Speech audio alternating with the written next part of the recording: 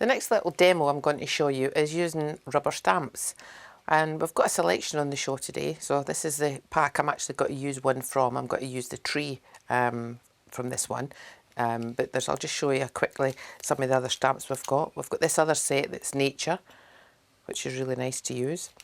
And then we've got this other set which is the animals and Santa, and so it's called holiday stamps for all different types occasions.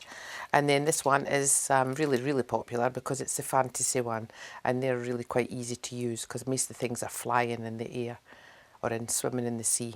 But I'm going to use a little tree. So I'm just going to use an ink pad. So you don't want a pigment pad, you want an ink pad for this job. So I'm just going to ink up my stamp, just like you would normally if you're a stamper. So just inking it up, and then just placing it on the picture.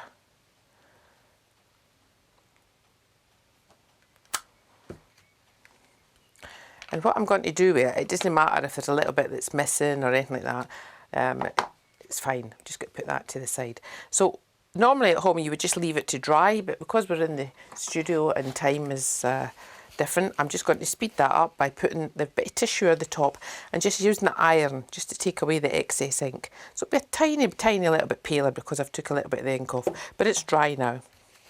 When you're using stamps, you must use clear wax because you want the colours to be more translucent.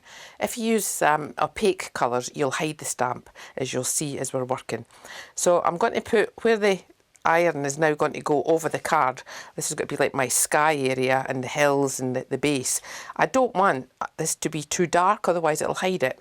Yeah, so I'll just show you now, putting a bit of clear on that middle part of the iron, because that's where the biggest part is going to go, or the tree. And I'm just going to put in a little bit of the opaque up there, the blue, and then a little bit of this blue here, and just adding little bits of the green, and little bits of the browny colours at the bottom here. So it's just like a little wash over I'm going to do here. So you just see the colours there that I've got in the iron. And then just washing over it to get the look that I want.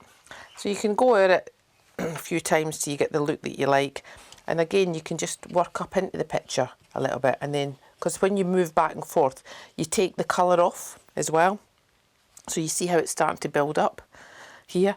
So I'm just going to fill in round about it so it doesn't look like the tree's just floating in a nothingness area.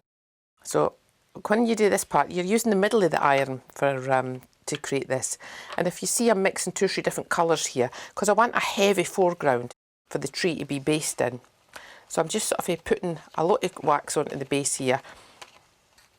And still at the moment it looks like it's floating there because you can't quite see, but you can just shove some wax up like this so it can actually look like it's hiding behind some stones and things like that. And again, just like a little bit of the dabbing at the foreground. So it's very easy to get a result if you can't draw or paint, or you feel that you can't paint too much detail. But if you wanted to make that look even more authentic and it no look like a stamp, one of the things that you can do is use one of your styluses. So this one is the Stylus Pro I'm using. You can use either stylus for this, and they've both got the drawing tip with them. And so you can just actually colour over your stamp. And if you colour it over it, then you're not even going to know it was there, and it's going to look like you've drawn it. So that's one way of doing it. So I'll just show you a little bit of that. So if I just add a little bit of the browny colour here, and maybe a little bit of the green as well.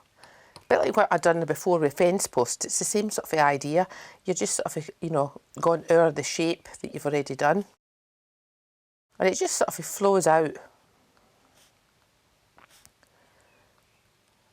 So it's very easy to get a result with it like that. So that's one technique. And again, you could either put the brush head on the end of your stylus and use the brush to actually add the leaves, or you can use the iron as a little mini hot plate.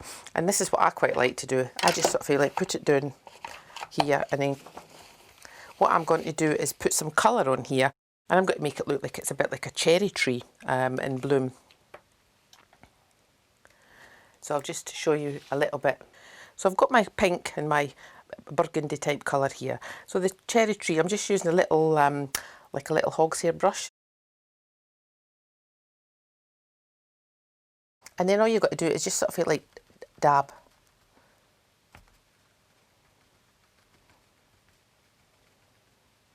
Just sort of mix a few different colours in there, even maybe a little bit of white in it as well.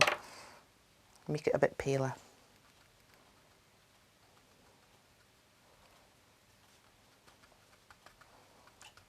You don't need to cover the whole thing, you know, because it's just taking the eye into the picture. So suddenly you've got like a little cherry tree there. So you see how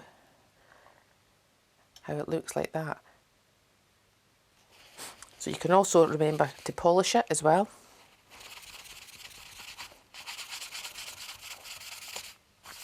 And if you think that that's you finished with it, then you can just leave it, or you could sort of make it look like some of the petals have actually fallen down.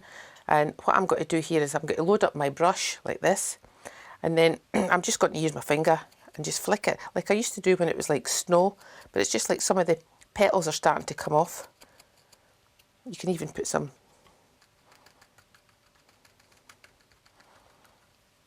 because it's quite nice when you're driving along the road and you see the cherries of flowers are falling off, and there's this lovely big bit underneath the tree that's covered in pink blossom.